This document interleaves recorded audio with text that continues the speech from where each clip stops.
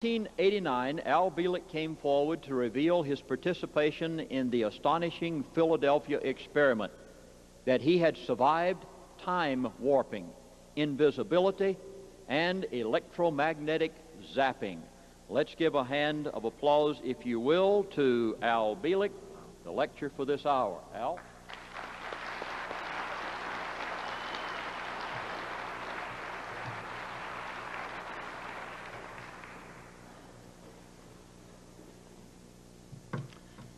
I'm not quite used to all of these bright lights in my face, but I'll make the best of it. How many of you here know something of the Philadelphia experiment and what it was all about? Apparently not a great many. In spite of my lecturing around the country and on the radio. But you can't expect everyone to know everything about all of the secret projects that the government has engaged in over the years. The Philadelphia experiment, so called because in the final phases it took place in the Philadelphia harbor in Philadelphia, Pennsylvania, was not originally known by that name. In fact, it didn't start in the war years. It started in 1931 in a fairly obscure place known as Chicago, at the University of Chicago. And the three original participants were Dr. Nikola Tesla, Dr. John Hutchinson, who was then Dean of the University of Chicago, and a staff physicist by the name of Dr. Emil Kurtenauer. They did what we today call a feasibility study, which is, well, let's look at this thing and see how can we possibly make it work.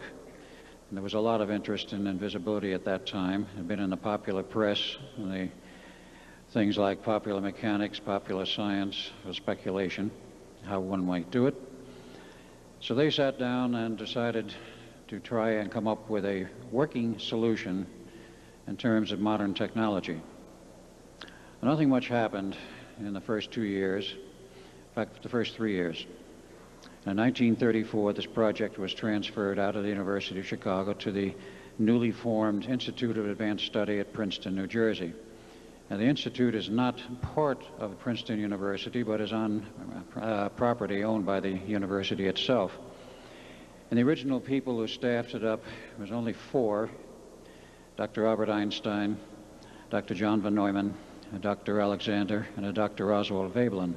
The staff increased as years went on. Of the beginning of this project, they continued in that humble means of study. But in order to understand what they were studying and what they were doing, I have to give a little background history as to the, shall we say, the scientific background that preceded the start of this project. I'll give a thumbnail sketch of the principles who were involved and also some of the other European mathematicians who laid the groundwork. The first man involved, Dr. not von Neumann, but Nikola Tesla, was born in 1856, Smiljan, Croatia, now part of war-torn Yugoslavia. Of poor parents, his father was a priest, and his mother was illiterate. He wanted to go to engineering school early on. His father wanted him to become a priest. He eventually relented and let young Mr. Tesla attend the university school of his choice. In 1879, his father died and left him with no funds to continue, so he had to go to work. He continued to monitor classes as best he could, but nevertheless he went to work first for the telephone company in Budapest, and then later on he went to Paris. That was in 1882, and he became part of the Continental Edison Works, continuing during this period to argue with his professors about AC theory and that sort of thing. He didn't get anywhere, so finally decided he needed green pastures, much greener than he could find in Europe. So he emigrated to the United States in 1884, quite broke, had 4 cents in his pocket. A book of poetry he wrote, a command of 11 languages, but most important of all, he had a letter of introduction to Thomas Alva Edison from the works manager in Paris. He was introduced to Edison, went to work for him for about 6 months, and left over a dispute of money. Went back to ditch digging or whatever he could find, and in that period of the first year and a half, finally he met the then president of Western Union Corporation, who apparently had a great deal of faith in what Tesla had said and was doing, funded him with the first laboratory, gave him a check for $35,000, and sent Nikola on his way. In the succeeding years, he made quite a mark for himself, both in terms of engineering and in terms of his social life. He became part of the Institute of Electrical Engineers, newly formed in New York in 1884, and he was a regular lecturer. Eventually, at one of those lectures that was attended by George Westinghouse, who became very interested in his AC power system, which he demonstrated at that same lecture, and funded him by buying all 20 of his patents then issued in the U.S. for the entire AC power system for $1 million cash and a royalty of $1 per horsepower. Needless to say, this put Mr. Tesla well on his way to funding anything he wanted to do. Very briefly, he built the power generating equipment for Niagara Falls, the first major hydroelectric power station in the U.S., beat Thomas Alva Edison out, who wanted to supply DC. It's ironic because today we're going back to DC, and that's a different story. In any case, he built the Niagara Station. In the 1893 Chicago World's Fair, he demonstrated two-way radio. This was in 1893, some 9 years ahead of Marconi, who won world acclaim for being the first person to transmit across the Atlantic in 1902 a Morse code signal, letter S, from Italy to Newfoundland, and won the international award and the acclaim. It seems, however, that he stole the ideas and the technology from Tesla because he had visited Tesla in New York in his laboratories some 9 or 10 years previously. In any case, Tesla continued on. In 1898, he demonstrated a radio-controlled boat in Madison Square Garden, another first. 1889, he went to Colorado Springs and for 2 years did basic research. Held a press conference when he was completed with that work and announced something of what he had done. He then went to J.P. Morgan, who had been his financial backer for a number of years, told them he could transmit sound and images through the air, what we today call radio and television. J.P. Morgan's eyes literally lit up. And he says, if you can do that for me, Mr. Tesla, you have all the money you want. He built the Wardenclyffe Tower in New York, and it was nearly complete when Mr. Marconi was the first to transmit across the Atlantic, and J.P. Morgan lost interest after that. He also completely dropped out when Tesla announced he wanted to demonstrate free transmission of electrical power. That didn't exactly sit well with the power elite because they were making a vast fortune off of the AC power equipment with standard transmission wires and transformers and everything we know today. So he was eventually dusted out of the textbooks, college textbooks. And the only thing you will find him known for today was the fact that he developed the Tesla coil. That's the only thing they'll admit to in the books.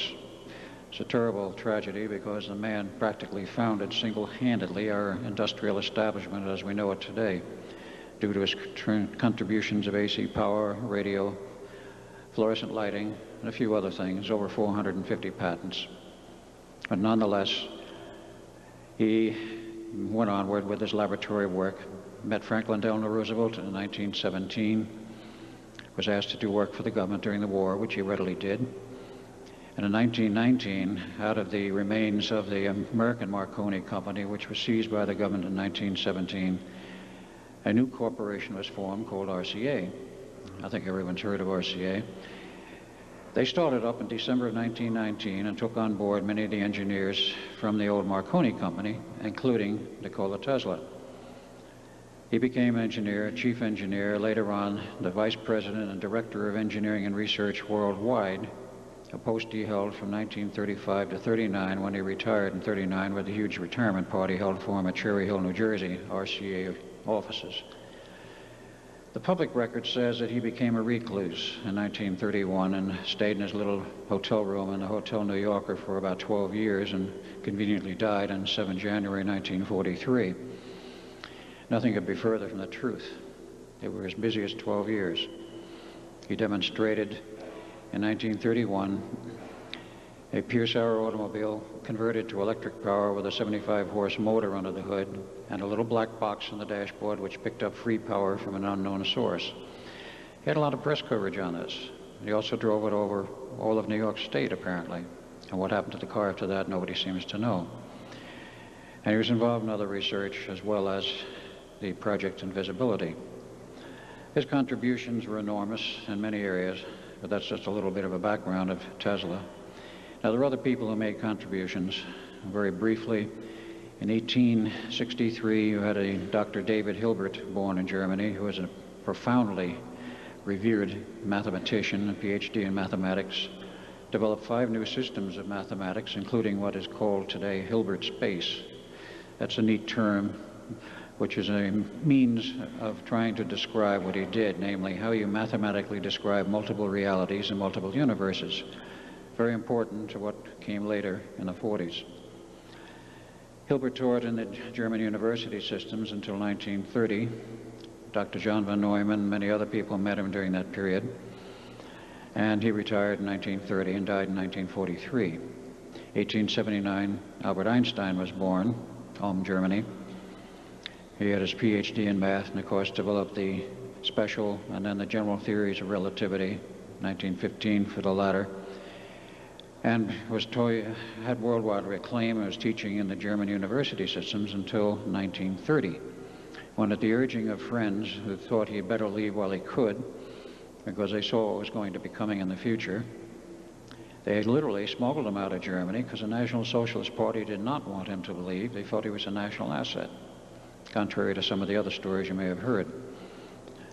And he was smuggled into the U.S., went to Caltech in Pasadena, California, taught there for 3 years until he was invited to join the staff of the Institute, which he did in 1933 and remained there till his death in 1955. 1903, Dr. John von Neumann was born in Budapest, Hungary, and he was a prodigy with mathematics from an early age. Eventually he liked to hedge his bets. He took a degree in chemistry in 1925 and his PhD in math in 1926. He also taught in the German university systems for 4 years and left for the United States in 1930. Before he left, he met and talked extensively with Dr. Hilbert, met J. Robert Oppenheimer in Germany, who figured in the latter part of von Neumann's life. And he left for the U.S. in 1930, taught at the Princeton University Graduate School until he joined the staff of the Institute in 1933. 1905, T. Townsend Brown, I'm sure many people have heard that name, was born in the U.S., Zanesville, Ohio, eventually acquired a degree in engineering, and that was just before the Depression years. He had problems getting work. Who didn't in those days? And he joined the Navy as a reserve officer. In 1938, the Navy tapped him on the shoulder and said, "You're in the Navy now, and you have a whole department you can head up, minesweeping." So he made contributions to that, including the development of a system to explode the new German magnetic mines at a very safe distance from the hull of a ship. And that technology was very similar to what was developed a little bit later for the Philadelphia experiment. And he did make a contribution to that experiment I'll cover later. 1912, the last and perhaps most important, but one of the important people, was Dr. Norman Levinson, born in 1912 in the U.S. A little can be learned about him. I know very little of it, his life, but he was a professor of mathematics, assistant professor at MIT until 1955, and full professor from 1955 until his death in 76. His primary contributions, however, was the development in secret of the time equations and the time matrix, which was absolutely necessary for what happened with the Philadelphia experiment. Von Neumann, I might add, after meeting Hilbert, developed his own mathematical systems, sometimes known as von Neumann algebra, more accurately described as the ring operators for those who may be mathematicians. Well, all these people made their contributions. Various people got together at the Institute: von Neumann, Tesla, Einstein, Alexander, Veblen, and others. And in 1936, they had a working piece of hardware. It worked partially to produce invisibility in one of the older buildings on the property. I'll show you the slides. You can see what it looked like. In 1940, they had a fully successful test in the Brooklyn Navy Yard with revised equipment using Tesla's design of a full analog system, and a Navy tender, approximately 250 tons, became completely invisible to the eye, and to the camera for that matter. And everyone was elated, including the Navy and Roosevelt. The Navy responded by immediately classifying this project and calling it Project Rainbow. And of course, everyone had to get a clearance. And they set up offices in the Philadelphia Navy Yard.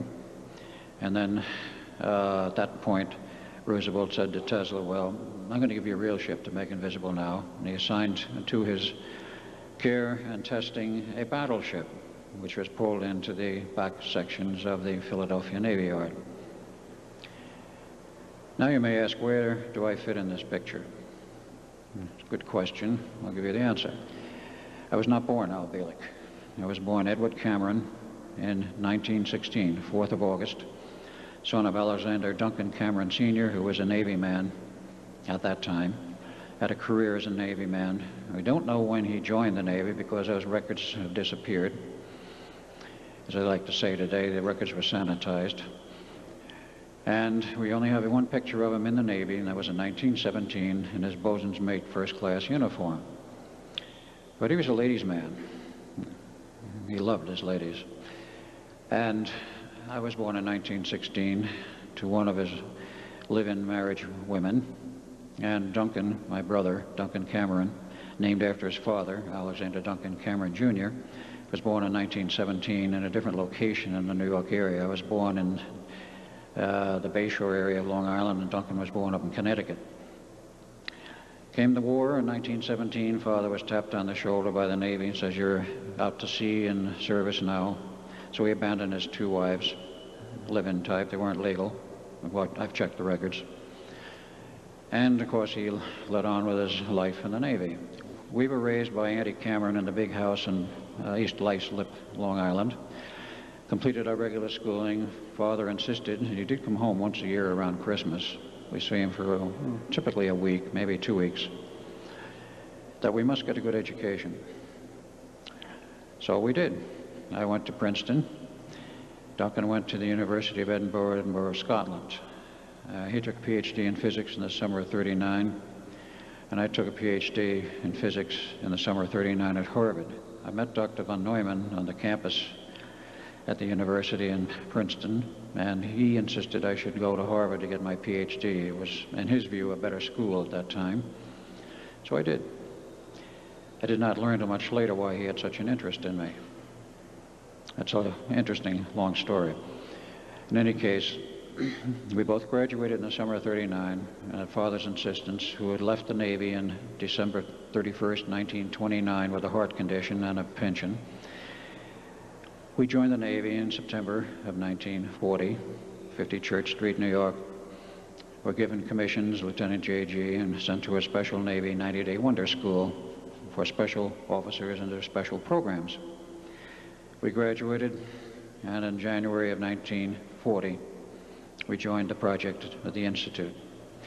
We thought we had a good education at Harvard or at Edinburgh on the cutting edge of physics and mathematics. Well, we quickly found out how little we knew, because the real cutting edge was at the Institute of Advanced Study, which at that time was considered the premier think tank of the world. They were way ahead of the schools and the universities, and they were dealing with time matrices, and they were dealing with five-dimensional realities and a few other things which we had never heard of. Be that as it may, we were brought up to speed. We did make some contributions. Primarily, the Navy wanted us there to make classified, detailed reports on the project. And we shuttled back and forth from the Institute to the offices in the Philadelphia Navy Yard. And the project went on, and in 1941, January, the Navy tapped Duncan and myself on the shoulder and said, it's time that you learned what the Navy's all about. You're going out to sea for a year. So they gave us a nice plush assignment on the USS Pennsylvania, which was the flagship battleship of the Navy. It was Roosevelt's first choice we went to sea.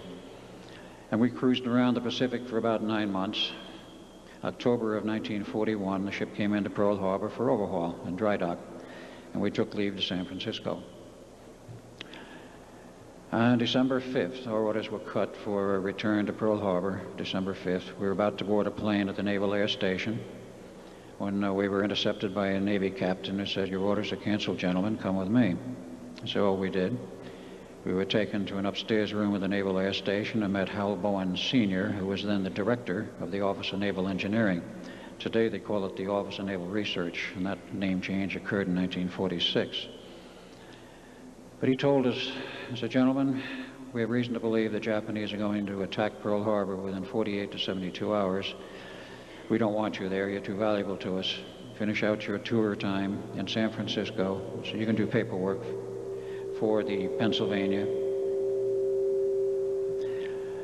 You can do tour work for the Pennsylvania paperwork.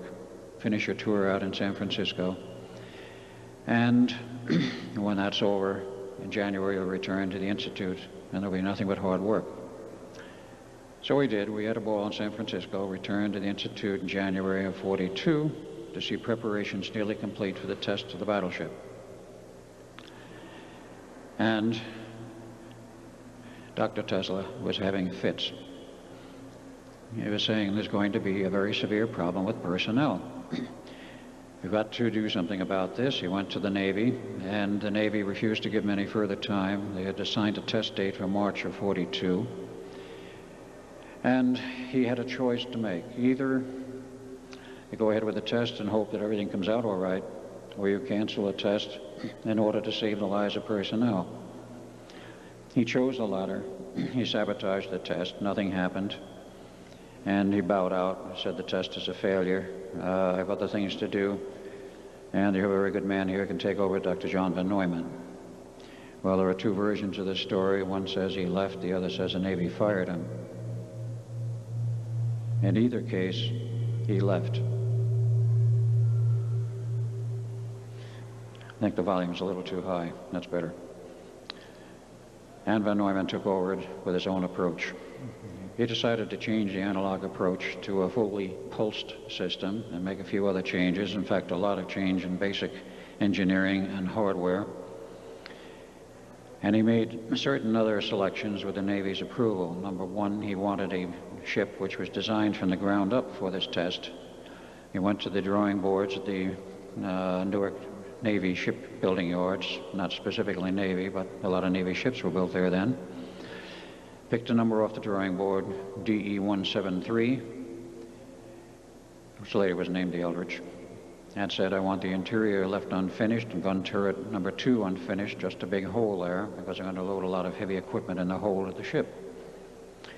Ship came down the ways in September of '42, went to dry dock, had the heavy equipment installed.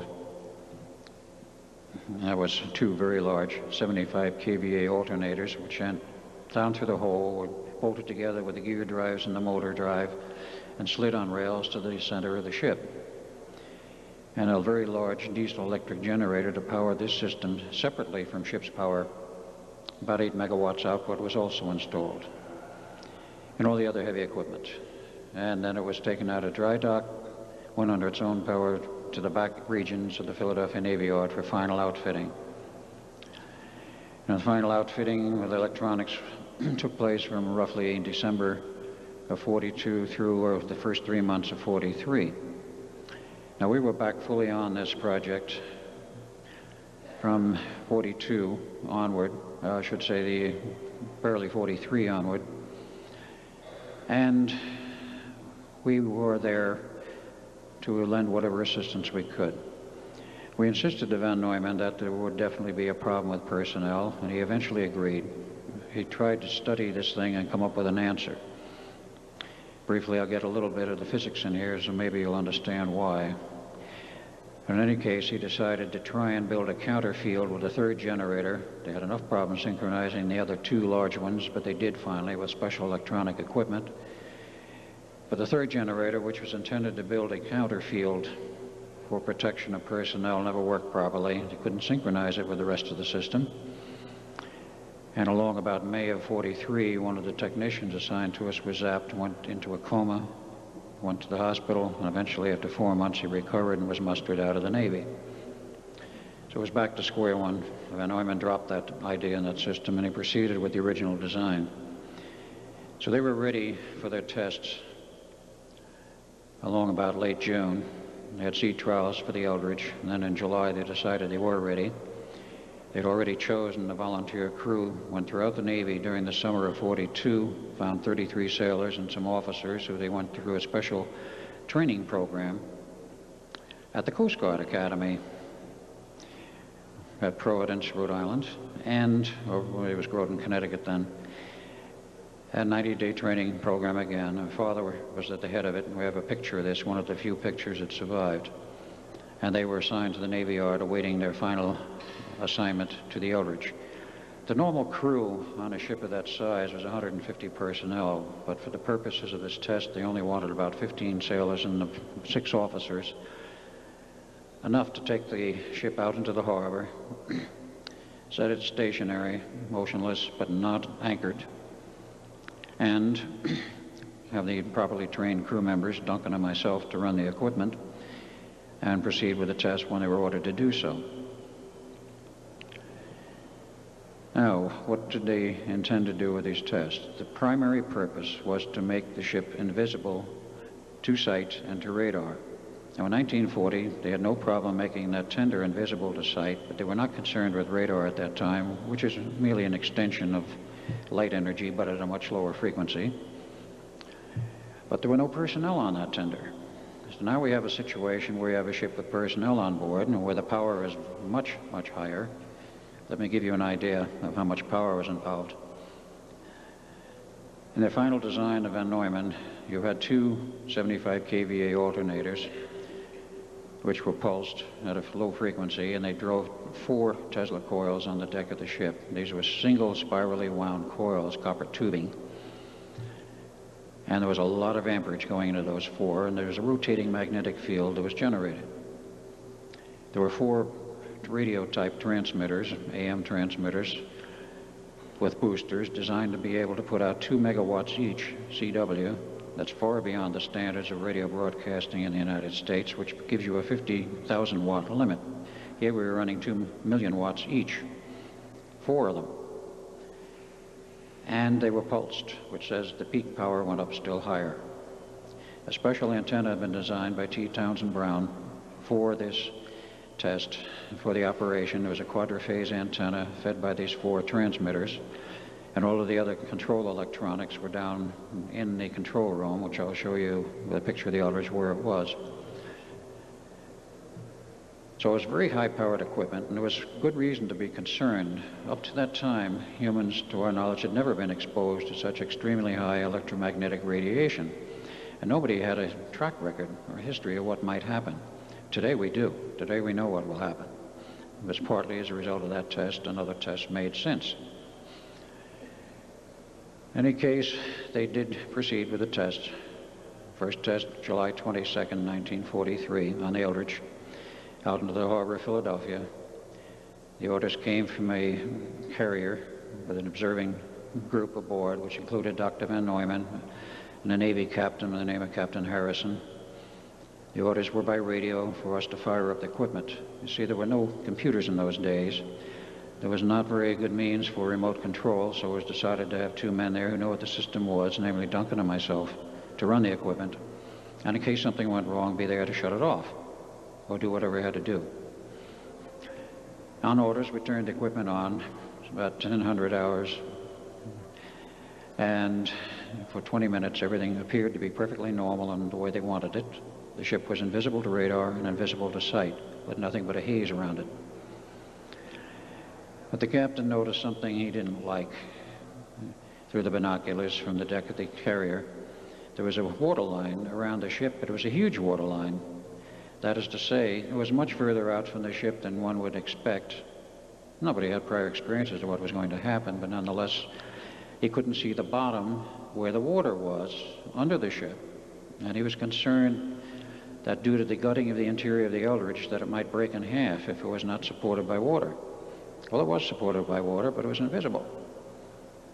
So we ordered the test terminated in 20 minutes.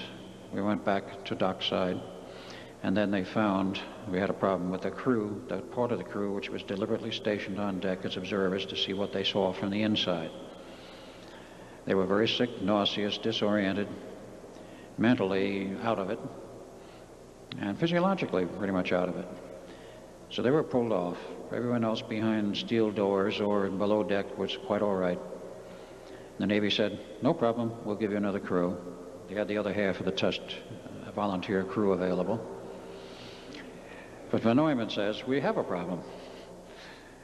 I had to study this, find out what we got to do to try and prevent this problem with personnel.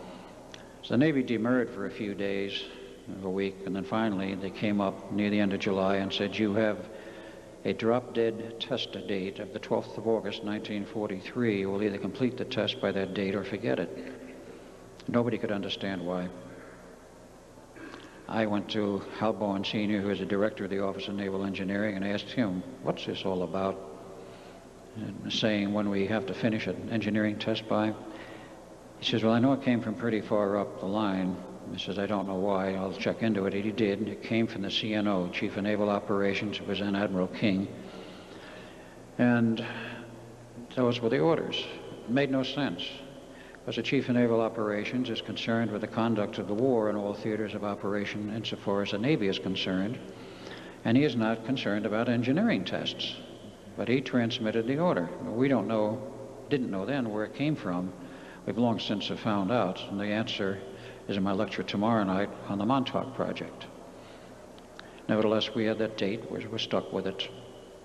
We modified the equipment somewhat, particularly because the Navy somewhat relented on the requirements. They didn't need optical invisibility. In fact, they didn't even want it. They just wanted radar invisibility. Otherwise, without all of the modern navigational systems we have today worldwide and radar, if you couldn't see a ship with a radar and you don't have navigational worldwide systems like LORAN and SHORAN, you've got to be able to see where another ship is in the fleet or a convoy. Otherwise, at night in bad weather, you might ram it. So they decided we had to be able to see them optically by eye with binoculars where they were. They only were concerned about the German Navy, and particularly the U-boats with their radar, which was very good, that they would not be able to spot our ships coming across the Atlantic. That was the thought, that was the intent. Needless to say, they did have a problem in the final test. Might add, too, the Germans were working on their own system at the same time of invisibility, because they were not satisfied with the 50% kill rate. They wanted to raise it still higher. Well, they're opponents in the war, you can expect this. And they started experimenting on submarines. There were approximately 3 German subs were outfitted with special invisibility gear, supposedly make those ships invisible to Navy sonar and radar. And when they tested their systems, all 3 ships disappeared and were never found again, the submarines. So they abandoned the program. So what happened to the Eldridge? On the fateful time of the 12th of August, they had a second crew on board. They had outfitted the hull of the ship with special pressure testing equipment to test the actual hull pressure, internally and externally, hydrostatic pressure test. And a submarine was available to go under the Eldridge and see where the waterline was and what was going on. At the last minute, they had some kind of problem. They pulled the entire second crew off, put them on the sub, and pulled the sub out of the area. By then, we knew something was wrong, but then they told us, go ahead with the test. So we were quite concerned, Duncan and myself, but we had no alternatives. We did proceed with the test. On orders, radio, we threw the appropriate switches and turned everything on. For about the first 70 seconds, everything seemed in accordance with the plan, i.e. it was radar invisible, but the ship was still visible through a greenish type haze. And then the ship vanished completely from the harbor, no waterline, nothing, in a blue flash of light. Needless to say, von Neumann and the Navy were very concerned, very upset. Panicked is the right word. And the ship was gone for 4 hours. No sign of it anywhere. Finally came back 4 hours later in the same spot in the harbor, and it was obvious something was wrong. Through binoculars, they could see that the special radio mast was broken, part of it was missing. There was superficial damage on the ship, and the people were milling around on the decks, and nobody was responding to the radio commands and attempts to communicate. So they sent a special launch out with a boarding party to find out what was really going on. So they boarded the Eldridge, and they found out all right. They found 2 men buried in the steel decks, dying. 2 more buried upright in the steel bulkhead, dying. fifth man with his hand buried up to his wrist, like that, in steel. He lived. They cut his hand off and gave him an artificial hand later. And all of these for the four personnel died. One of them in the upright bulkhead was our younger brother Jim, 6 years younger, who enlisted in the Navy after World War II started, after Pearl Harbor, and volunteered to be part of this special duty crew. And he wound up drawing the straw, so to speak, for the second test. Well, he died that way. Duncan disappeared. And of course, with a special crew, the Eldridge, which was not damaged in terms of navigational ability, was brought back into the harbor to its dock, and then we had 4 days of inquiry. What went wrong? Everybody made a report, including myself. I told them what happened. They didn't believe me. And Van Neumann didn't believe me either, and he says, I'll talk with you alone later. And they finally opted for a third test in the outer harbor at night. They put new equipment in. The equipment was badly damaged in the hold. It was smashed and wrecked. I'll tell you in a minute why. They opted for a third test, installed new equipment. They already had 9 or 10 sets of spares, and the main generators were undamaged. Put in new equipment in late October, about 10 o'clock at night, 2200 hours, on 1,000 feet of remote control cable with no one on board ship after they were on station and removed personnel. They threw the switches and turned the equipment on, and the ship disappeared and came back about 15 or 20 minutes later, a smoking ruin again in the hold of the special equipment, at which point the Navy threw up the hands, says, we quit, stripped the ship of that equipment, put in the normal war equipment, and sent it to sea. It saw war duty in the Navy operations from roughly January 1, 44 until sometime in 46 when the Eldridge was put in mothballs. Stayed there until 1951, I believe, when it and another destroyer were transferred to the Greek Navy. There was quite a ceremony for this. Greeks inherited it, called it and renamed it and called it the Leon. It's still in service in the Greek Navy today. We just had feedback on this a few months ago. And the U.S. Navy wants to buy it back. They say for a museum piece. Whatever the reason, they do want to buy it back. But the logbook, which under maritime law must remain with every ship from the date of commissioning until it is decommissioned, was with the Eldridge or Leon. The Greek Navy went to the logbook to find out what had happened to the Eldridge before they bought it. They had heard some rumors too. Every page in that logbook prior to January 1, 1944 had been ripped out. So there was no real record of what happened. Now, I want to show a few slides here, and then we'll get into the final phase of the experiment, what happened. I don't have too much time, but let's proceed with this.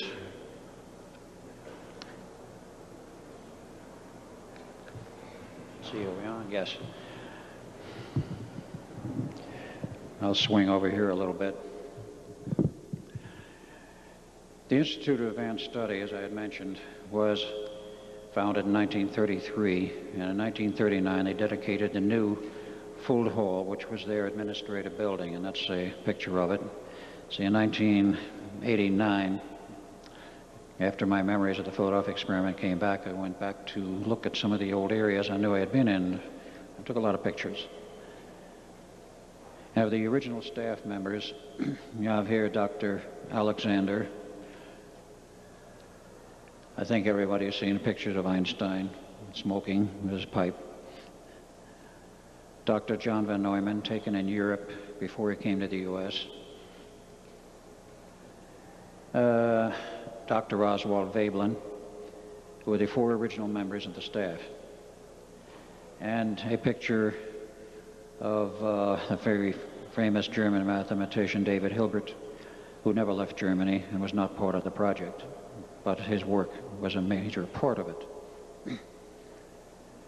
Now, in wandering around the, shall we say, the university grounds, Graduate University, I eventually went into Fuld Hall, and they have this huge library there, which is where I found some books I couldn't find previously, namely those of Dr. Norman Levinson. He wrote 5 mathematics treatises and books which are available in the open literature.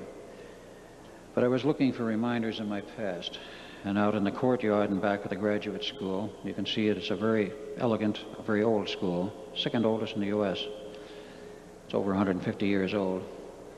And I found other things of interest, like this pine tree. Very tall, very old. No part in the experiment, but it caught my fancy, so I took a picture of it. And the interior of one of the study halls in the graduate school, which had a very familiar feeling to me. Very elegant mahogany woodwork. The school is very well maintained. All of these things had memory to me, including this chapel, Princeton Chapel. And some other things happened after that experiment failed. I had a girlfriend. If any of you saw the movie, The Philadelphia Experiment, one of the two sailors who ran the equipment, namely myself, had a pregnant girlfriend who I wanted to marry, but the Navy wouldn't allow me to see her. We were under quarantine. So I asked von Neumann, I said, look, I don't want a child born out of wedlock. I want to marry her. Can you arrange this? And he said, I think I can. They didn't control him on the campus at all. So we arranged a wedding in the chapel with a Navy chaplain. And we were married, and the son was born in 1944, February. And I remained in the Navy, and eventually was moved to Los Alamos and became part of the atomic bomb project from July 44 to July 47, as did von Neumann.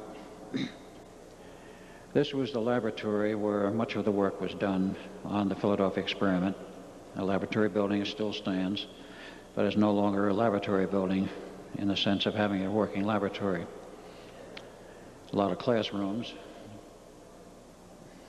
Let's see if we hang one up there. It's there, but it's not too visible. Wandering around the back section of this lab building, I found a room which was extremely familiar to me. A blackboard where von Neumann used to explain the theory of what we were doing. And the corner where I usually sat, sometimes with Duncan, while they explained it. That hasn't changed there at all, not even the furniture. And we also had the old 36 lab building, Greenwood. It's now almost falling down. It was a functioning building then, which the first test was conducted in. Now it's used for storing of vehicles. And a little closer up, that section and the forward part still has a few pieces of lab equipment left. In 1933, when von Neumann was asked to join the staff, he had a formal letter of offering by then Director Abraham Flexner. He was offered $10,000 a year salary, an unheard of amount in those days for a college professor. He accepted, of course, and other assistants who came in later were paid $1,500 to $2,000 a year, which is the more normal stipend. He was asked, or I should say the director was asked in 1942, what's John von Neumann doing here? He wrote a letter back to the questioner. The final paragraph, which you probably can't read in this letter, made oblique reference to the Philadelphia experiment, saying that he was working on a classified Navy project, which, if successful, would materially shorten the war. That was all the mention they could make in those days of that experiment.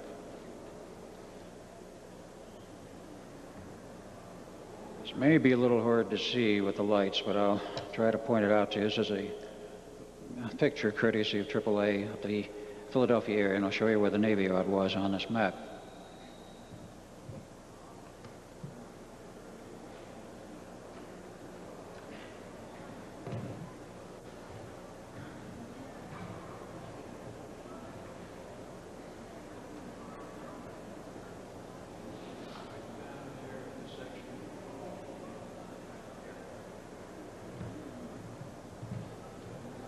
That was the famous Philadelphia Navy Yard, as you see it on the map. Now, if you were to go into the front entrance to the Navy Yard, you would see an entrance like this. I'm talking about the Philadelphia Navy Yard. It's the same today as it was in '43. This picture was taken in the summer of '91. See, in those days, they didn't have superhighways, but now they have I-95 with a bridge over the major river there, and you can park off to the edge of the road and take all the pictures you want of the Philadelphia Navy Yard. whatever security they had once is long gone. But in 1943, this is what it looked like, a photo taken from an aircraft, and it was vastly different. In the back, you would see no buildings. The back section was where the classified work took place. There was an entrance section or bridge, drawbridge, over to the left. And down in the lower right was the office buildings where we were.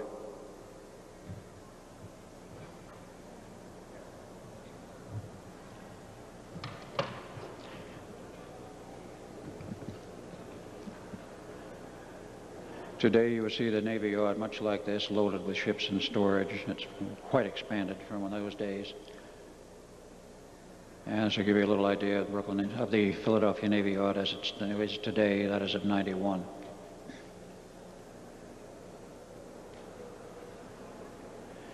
terms of the Eldridge file photo, it had 4 gun turrets, 3-inch diameter guns.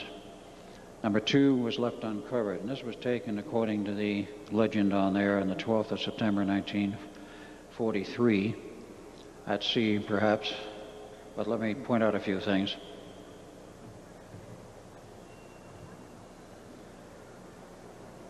Turret number 1, gun turret number 2, which was not covered, which is dummy, 3 and 4, control rooms right here, where we did all of our work, control the equipment.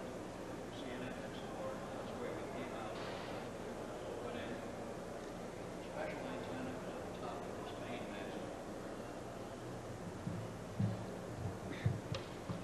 That special antenna was, of course, built by T. Townsend Brown, and all of our major control equipment was inside that steel control room, which was literally on deck.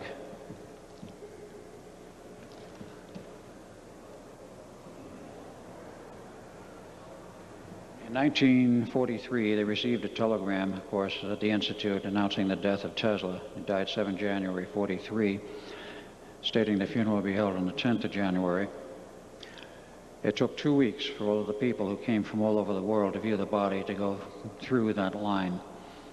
So they held the funeral over for 2 weeks so that everyone who came in who wanted to see the body could. And more people came in from overseas and from the United States. They had a much better reputation in the 40s overseas. T. Townsend Brown in younger and happier days. Now, a lot of equipment has turned up over the years that came from the Eldridge. How do I know this? It's because of the vibes that are on it, which is a term which those who are sensitives understand. When the ship disappeared, and I'll finish out the story now, when the ship disappeared, we, of course, Duncan and I were in the control room, and we knew within about 30 seconds something was very wrong. We tried to shut the equipment off. We went for the main power switches. They were frozen. We couldn't budge them. So we got the bright idea with all kinds of arcing taking place in the control room, which had no business being there, and we didn't know what was going on. And we couldn't shut it off, so out we went through the bulkhead door, went out on deck, saw all these Navy people milling around. No one was buried in the decks then. We got the bright idea, jump overboard and swim ashore. Well, at that point, with the fields on, you could not see anything beyond the railing of the ship. Nevertheless, we jumped overboard, expecting to hit the water in the bay. We did not. We started falling and falling and falling, and eventually wound up standing on dry land at night with our backs to what was obviously a military fence, a chain link fence, and suddenly a bright light overhead. There was a searchlight on a helicopter. We knew nothing about helicopters in those days because in '43 they were almost a toy. Sikorsky was still working on perfecting them for the military. Nonetheless, this bright light beamed down on us, blinding really. MPs came out of nowhere, grabbed us, took us to a building. We got on an elevator and went down several levels. The elevator door opens and we're met by an elderly gentleman with white hair, a civilian. Everyone else down there seemed to be military. And he said to us, "Welcome, gentlemen, I've been waiting for you. I'm Dr. John von Neumann." We looked at him and he said, "You're who?" He said, "You're Dr. John von Neumann." We were still quite dazed, frankly. He said, "You couldn't be. We left him an hour ago and he's a much younger man." I said, "I'm sorry, I am the same Von Neumann you knew 40 years ago. You're no longer in 1943, you're in 1983, and you're at Montauk, Long Island, part of the Phoenix Project. Welcome. Well, we thought he was nuts. Well, we were there about 12 hours total.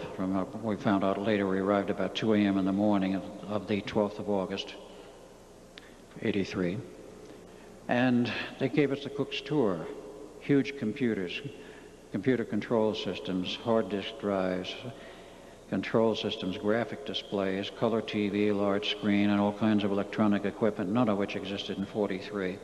Then we sat down and started to watch TV. Well, you see advertisements for 747 jets and discussions about man on the moon, and a couple of views of modern superhighways and the gigantic traffic jams. We soon got the idea that something was drastically wrong, and we finally had to accept what he told us. Then he sprung it on us. Well, gentlemen, you're going to have to go back to the Eldridge. Oh, just how are we going to do that? Well, we'll send you back. And how are we going to do that? Very simple. We control space and time here from this project. We can send you anywhere as we want, at any time we want. So they sent us back.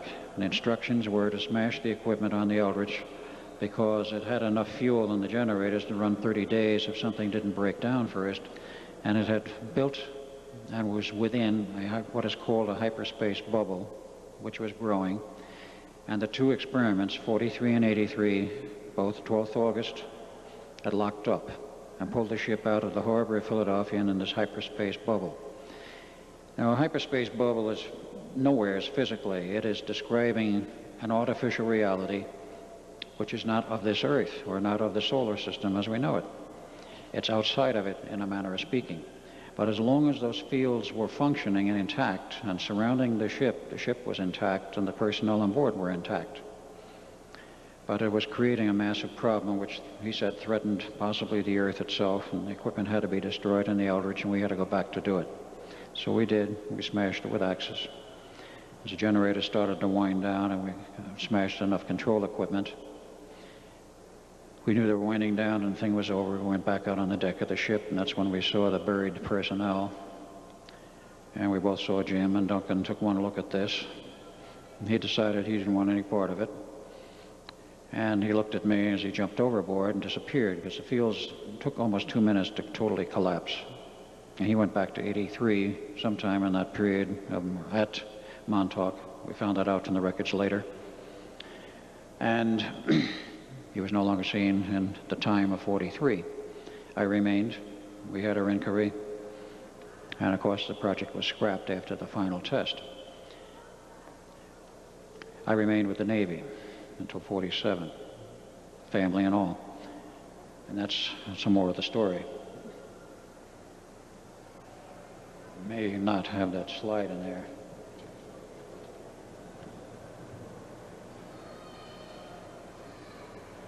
Okay, this is one of the pictures taken in that era of Einstein consulting with the Navy personnel.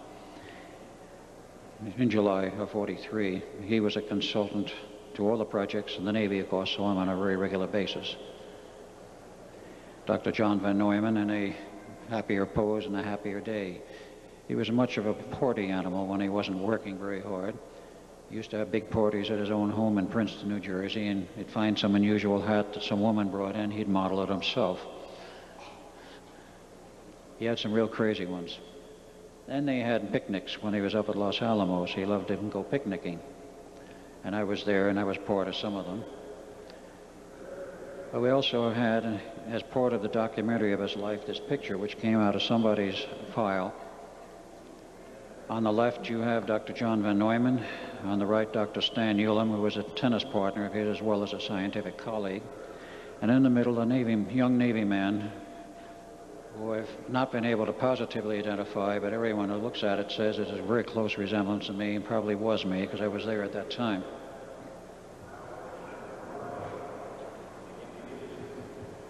The gentleman in the middle, the right age bracket would have been 26, 27 then. Von Neumann, as the whole project, including the bomb project, was over, wasn't too happy a man. Another one of his colleagues, he worked together with this man to build and design the all electronic digital computer between 46 and 52. And that is a photo of the working model, the first one built. It's now in the Smithsonian. Von Neumann, as he aged and became sick, he did come down with cancer. It was considered incurable. And in 1956, he was testifying before Congress on some matter in a wheelchair. Formally, he died of, and officially of the record, he died of cancer in 57. It was not so. He's still alive today. I'm sure many of you heard of the Federal Protected Witnesses Program, in which an identity is changed and the person may be moved to another location, but they continue essentially the same work they were doing. That's what they did with him. They gave him a pseudonym. He had to be kept around.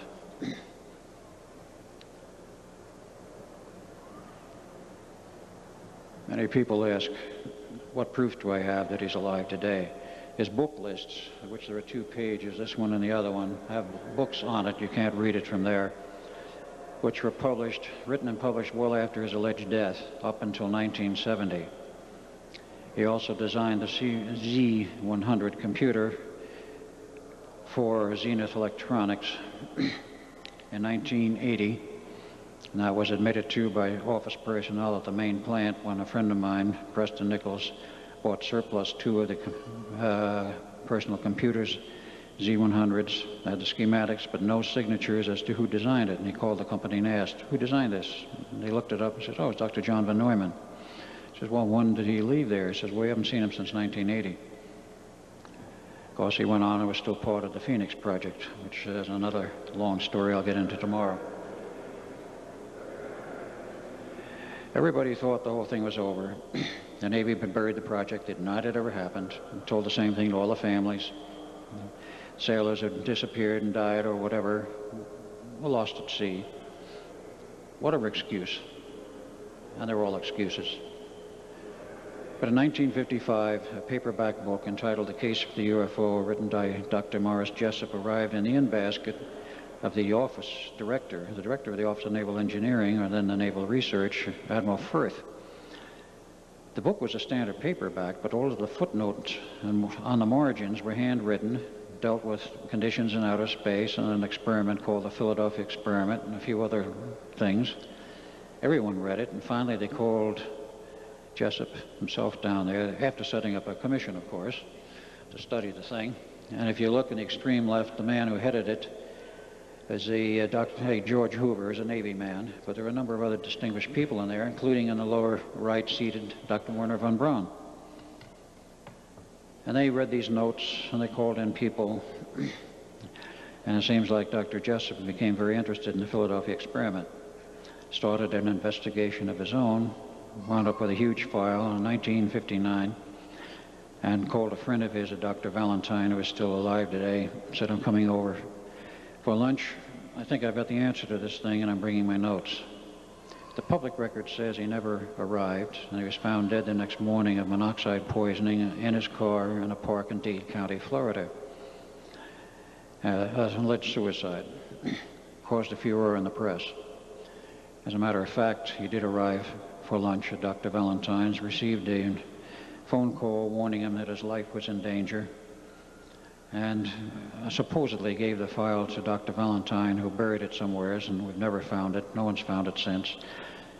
And Jessup eventually left after lunch and was accosted and died in his car. And I know from a witness who I ran across, who only talked with me once and wouldn't give his name, that the man was murdered. And he was an eyewitness to it, told me about this on the phone, and I've never had any opportunity to investigate it further. But Jessup became a martyr to this whole thing, but they never died again. The project seemed to crop up here and there in the press repeatedly from that point on. Von Neumann retired from the government service in 1983 after the crash of the Phoenix Project and went to his upstate New York home. This is a photo of it after the fire, in which it's rather ruined. He lives in a trailer. In fact, that was a trailer he lived in. That's not the trailer. That's some of the other buildings on his property, loaded with electronic equipment. A trailer and my rental car was mine in one of my visits. In this picture, you will see Preston Nichols on the right, and the man leaning down with a hat on is Mr. Decker, who is a pseudonym, is actually John Van Neumann. As Van Neumann, as a younger man, notice the bushy eyebrows, the cast of the chin, the ear on the right, taken October 5th, 1992. We took him to dinner, the four of us. If you look closely, you will see he appears just about the same, other than the loss of hair and the white hair and the jowls. I have every reason to believe it is the same man. Well, apparently we lost one. No, I think we're out of, no, we're not out of slides. Okay. A lot of equipment's turned up, including this frequency meter, at his trailer, which has the vibes on it. Having been through it and finally recovered my memories, I could recall what it felt like then, and it felt the same. Equipment leaves a particular identity pattern or signature. This was another piece of equipment that turned up. It was the master pulse generator used on the Eldridge, had the same vibes. I think we're having a problem with slides. One of the radio receivers that was used, another one that was used on the Eldridge. It still works. Preston has it in his collection. Built in 1941. It shows the outline, all tube circuits. Okay, quickly in the family, there was my grandfather. Picture was 1891. My father was born in 1891. Picture of him in 1901, 10 years old. Picture of him in the Navy in 1917.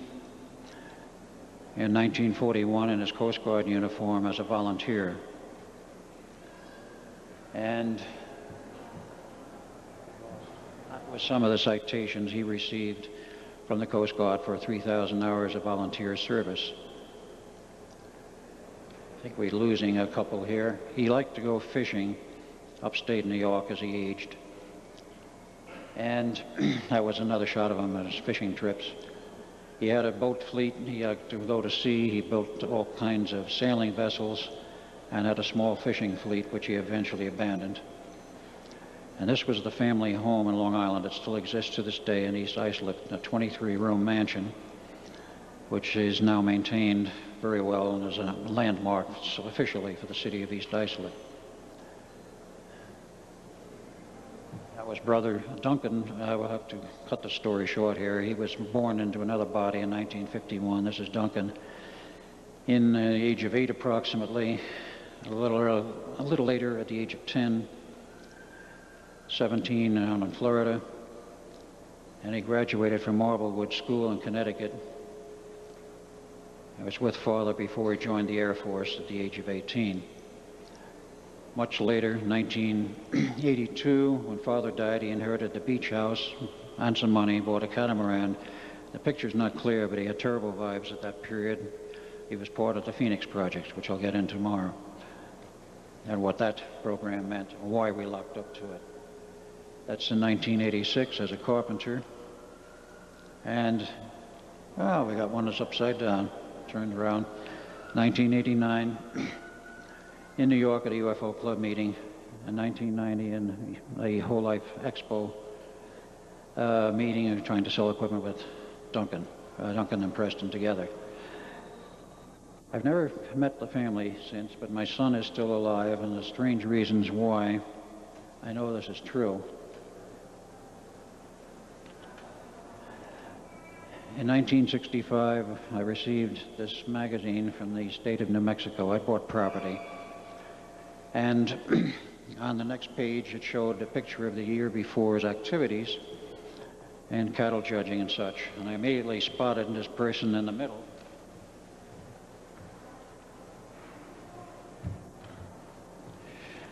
Who, for whatever subconscious reason, stirred me rather heavily. Later, I blew this up, and that's a close-up. For reasons I know now, that was by some reasons or accident.